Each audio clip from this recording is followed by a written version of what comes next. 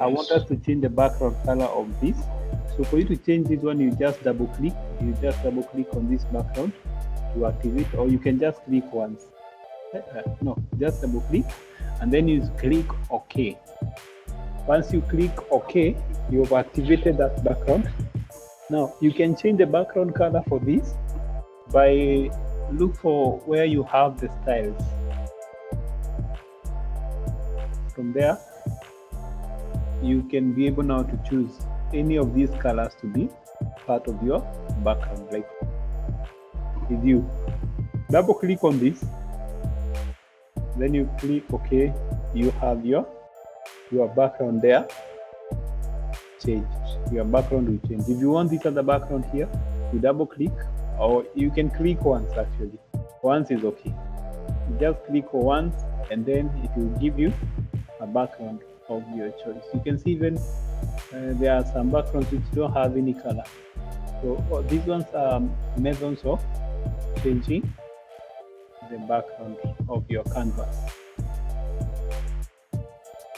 Of course, it all depends with which one you prefer. So I can work with that and work with that. Okay, that is method one of changing the background. You can use the styles. Now there's another one. If you can go back to the way it was, you can control. Okay, just click on that. There's this box here that has a red line going across it. This one will help you to get rid of those styles for your background. The one that I'm pointing on. Once you click on it, it will cancel that background color.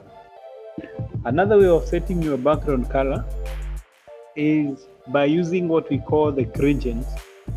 By using what we call the gradient tool. Okay, so the gradient tool is right here. Let me drag this one in the middle so that you see. This is what we're calling the gradient tool. So once you click on it, of course you can see there is a gradient. Once you click, you now drag. You can drag a line using from any point. You can drag from corner to corner, from left to right, top to bottom. So that is okay. That's using creating the background using